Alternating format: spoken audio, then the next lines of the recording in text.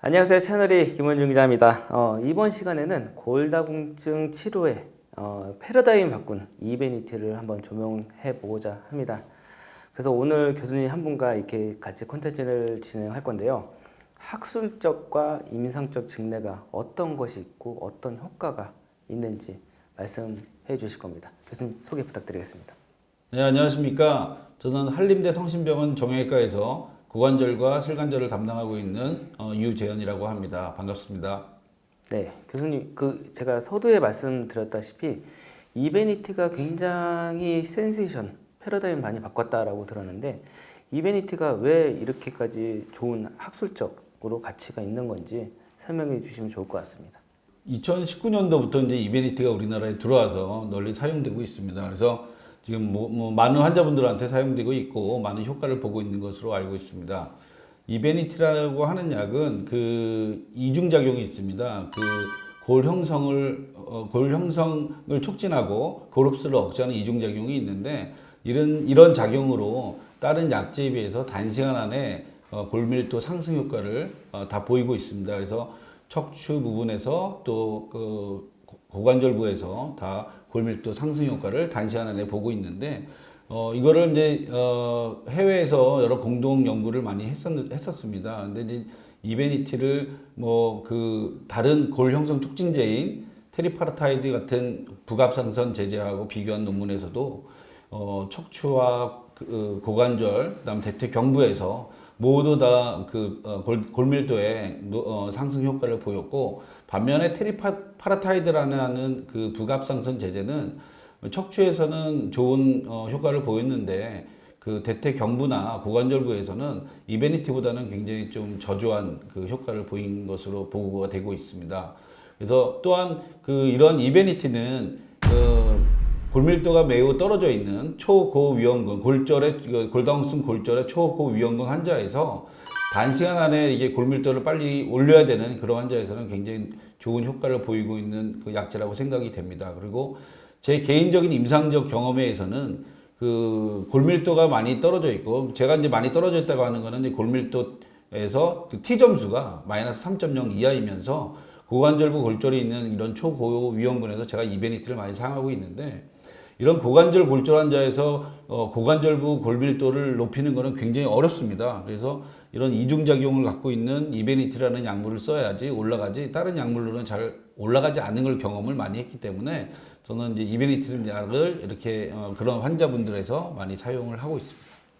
네, 지금 이베니티에 대해서 굉장히 잘 설명해 주셨는데 제가 알기로는 이제 오늘 되게 학술적으로 많이 치우치기 때문에 조금 어려운 말들이 좀 많이 나오는데 네.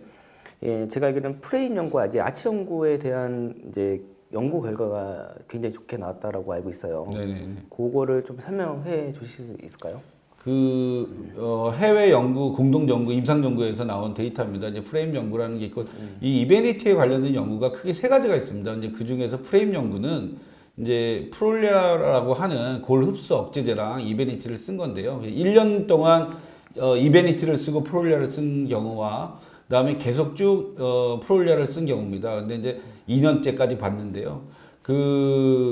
1년 동안에 이베니티를 썼을 때 골밀도 상승 효과가 프롤리아를 썼을 때보다 굉장히 높습니다. 그래서 그 이베니티를 3개월 썼으면 프롤리아를 거의 한 1년 쓴 거와 같은 골밀도 상승 효과가 있기 때문에 네네. 처음에 골밀도를 좀 빨리 올려야 되는 환자에서는 이베니티를 썼다가 프롤리아 같은 그 고릅수 억제제로 전환하는 게 좋을 것이라고 생각하고요. 그게 이제 프레임 연구고요. 이제 아치 연구 같은 경우는 이제 비스포스포네이트의 대표적인 약물인 알렌드론데이트를 쓴 환자에서 그거를 쭉 쓴 사람과 이베니티를 쓰고 비스포스포네이트인 알렌드로네이트를 전환한 사람들하고 봤을 때도 이베니티를 쓰고 BP제제, 그러니까 비스포스포네이트를 전환했을 때 훨씬 더 척추와 고관절과 대퇴경부에서 더 높은 골밀도 상승 효과를 보인다고 이제 보고를 하고 있습니다. 그럼 이런 골밀도 상승 효과는 뭘 의미하느냐? 골밀도 상승 효과는 골다공증성 골절의 위험도의 감소와 또 일맥상통하는 그런 인과관계가 있기 때문에 골밀도 상승이 그만큼 중요하다고 생각이 됩니다. 교수님 이렇게 임상을 많이 하시다 보면은 네. 다양한 임상 케이스를 많이 접하실 것 같아요. 네. 치료제도 다양하게 써보시고 또 교차로도 써보시고 그런 임상적 케이스를 좀 예후가 좋은 케이스들이 몇 개가 있는지 좀 좋은 예후가 있다면은 좀 설명해 주셔도 좋을 것 같습니다. 제가 3년 전에 치료했던 환자인데요. 85세 여자 환자분이셨습니다. 그 타 병원에서 그 골다공증으로 이제 비스포스포네이트를 받고 골다공증 치료를 받았던 환자분이신데 좌측에 고관절부 골절이 돼서 저한테 입원을 해서 수술을 받았던 환자입니다. 근데 수술했을 때 하고 나서 이제 골밀도 검사를 했더니 대퇴골 경부에서 T 점수가 이제 마이너스 3.1이 나왔고 골다공증성 골절이 확인됐고 이거는 아까도 말씀드렸다시피 골다공증성 골절의 초위험군에 해당하는 환자입니다. 그래서 그 골 형성 촉진제로 제가 그 이베니티를 썼고요. 이베니티를 사용했던 이유는 당연히 뭐 초위험군이었고 그다음에 고관절부의 T 점수를 골밀도를 향상시키기 위해서 썼고 또 이제 이게 골 형성 촉진제의 역할을 하기 때문에 골절 치유에도 도움이 됩니다. 그래서 이 골다공증 골절 이 환자에서 골절 치료를 위해서도 썼습니다. 그래서 지금 이베니티를 1년 정도 쓰고 나서 골절 유압은 잘 됐고 그다음에 골밀도 상승 효과도 상당히 좋았던 것으로 경험을 했습니다.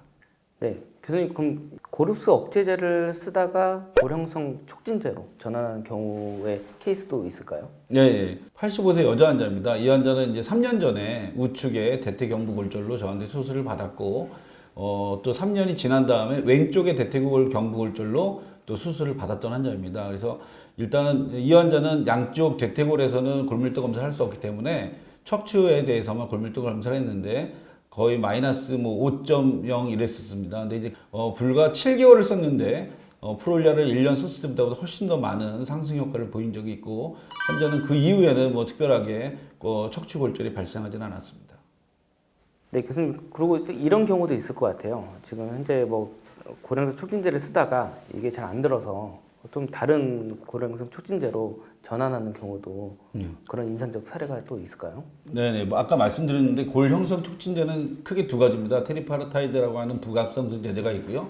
네, 이베니티라는 약제가 있습니다. 근데 얼마 전에 그 85세 여자 환자가 내원을 하셨고 이 환자는 그 척추 골절로 인해서 척추센터에서 그 테리파라타이드를 1년 반 동안 썼었던 환자였습니다. 네네.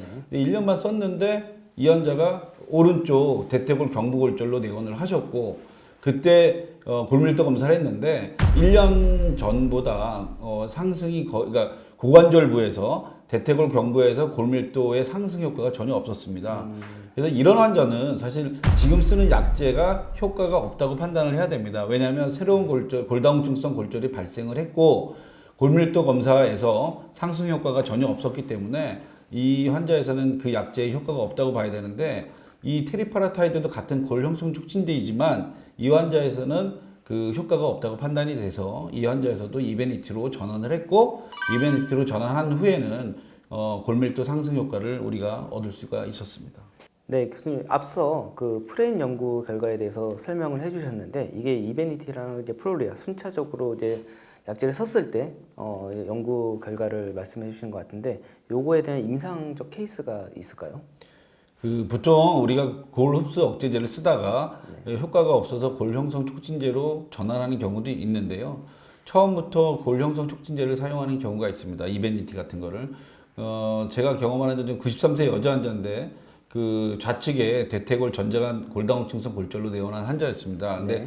워낙 그 뼈가 약하다 보니까 분쇄가 너무 심해서 내고정술을 했음에도 불구하고 문제가 생기거나 지연유압, 불류압 같은 문제가 생길 수 있다고 생각이 돼서 골 형성 촉진제를 썼고 또 하나는 이제 골다공증이 심한 것도 있었지만 이런 골 유압을 촉진하기 위해서 이베니티 약물을 선택을 해서 썼습니다. 그래서 6개월을 썼는데 골 유압 촉진도 굉장히 잘 됐고 그래서 골 유압을 얻었고 그다음에 골 밀도 상승 효과도 있었고 그다음에 그 이후에 보통 1년간 쓰는 거를 우리가 많이 권고를 받고 있습니다. 근데 네네. 이제 7개월째부터는 이제 프롤리아로 전환해서 썼고 그 이후에 많은 그 골밀도 상승 효과를 보인 사례가 있습니다. 교수님 제가 이렇게 쭉 들어보니까 골다공증 골절 환자들은 진짜 임상적 경험이 많은 선생님한테 가야 되는 게 맞을 것 같아요. 지금 이렇게 환자마다 케이스가 굉장히 다른 네. 케이스들이 많은데 그거를 이제 적재적소에 알맞는 약재를 또 써야 되니까 어떻게 생각하시나요? 경험이 많은 것도 중요한데요. 제가 볼 때는 환자를 보는 의사들의 골다공증과 골다공증성 골절에 대한 관심이 높은 분한테 가는 게 좋을 것 같습니다. 그래야 적절한 약제와 적절한 그걸로 인해서 최대한의 효과를 볼 수 있기 때문에 그게 가장 중요한 것 같습니다.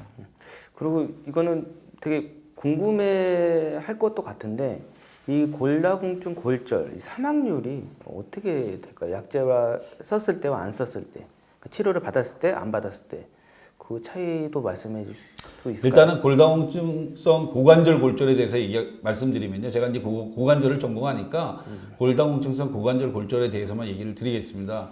골다공증성 고관절 골절이 있는 노인 환자는 치료를 안 받았을 때는 이 환자는 이제 거동이 안 되죠. 침대에 침상에 누워 있어만 되기 때문에 그로 인한 합병증이 발생을 하게 됩니다. 뭐 욕창, 폐렴, 요도염, 방광염 뭐 이런 것들이 폐혈증 이런 것들이 발생해서 결국은 사망에 이르게 되는데 그 사망에 이르게 되는 거는 수술을 받지 않았을 때는 거의 3분의 2에서 한 3, 4개월 안에 돌아가신다고 생각하시면 됩니다. 그러면 골다공증성 고관절 골절 환자에서의 사망률은 어떠냐? 사망률은 보통 한 15%에서 20%를 보고 있습니다. 1년 사망률이. 근데 사실 이게 왜 높은 수치냐면 사실 여성분들한테 유방암의 1년 사망률보다 높은 걸로 보고가 되고 있습니다. 그만큼 사망률이 높고 그 다음에 특히나 고관절부 골절에서는 여성보다 남성의 사망률이 되게 높습니다. 남성의 사망률은 40%에서 45%까지 올라갑니다. 그래서 결국 여성이든 남성이든 골다공증성 고관절 환자는 무조건 수술을 받아서 뭐 좋은 결과를 얻으면 좋겠지만 하여튼 수술적 치료는 꼭 받는 게 중요할 거라고 생각합니다. 이게 말씀 들어보니까 이제 골다공증 골절에 대한 의료진들에 대한 인식도 좀 높아져야 된다라고 네. 말씀해 주신 것 같은데 그 골다공증 골절 초고 위험군의 치료에 임하는 의료진들에게 한마디 할 수 있을까요? 좀 예민한 질문일 수도 있는데 그 초고위험군이라고 하면 보통 골절을 경험한 환자들이거든요. 그래서 일단 골다공증성 골절이 있다는 거는 재골절의 위험이 또 도사리고 있다는 겁니다. 네네. 그렇기 때문에 근데 이 환자분들이 골절이 일어나면 재골절이 일어날 가능성이 굉장히 높아지거든요. 그 위험도가 3배, 5배, 7배 높아지는데 그럼 그걸 또 뭘 의미하냐면 사망률도 그만큼 올라간다고 생각하시면 돼요. 그렇기 때문에 이 골다공증성 골절에 대해서는 굉장히 적극적으로 치료에 임하셔야 되고 이 초고위험군, 골다공증성 골절을 경험한 환자인 이 초고위험군에 대해서는 재골절이 발생하지 않도록 이 골다공증에 대한 그런 치료를 적극적으로 아마 하셔야 되고 보통 지금 현재로서 초고위험군에 대해서는 고령성 촉진제를 첫 번째 약으로 많이들 권고를 하고 있습니다. 네, 오늘 이렇게 이 골다공증 골절 초고 위험군에 대해서 리뷰를 했는데 제가 원래는 좀 이렇게 장난도 많이 치고 하는데 네. 오늘 콘텐츠 자체가 너무 무거운 주제라 저도 오늘 많이 공부를 한 것 같아요. 네. 그래서 오늘 이제 끝인사를 할 건데 끝인사 알고 계시죠? 네. 네, 하나 둘 한 번만 네, 부탁드리겠습니다. 알겠습니다. 자, 하나 둘 건강하세요.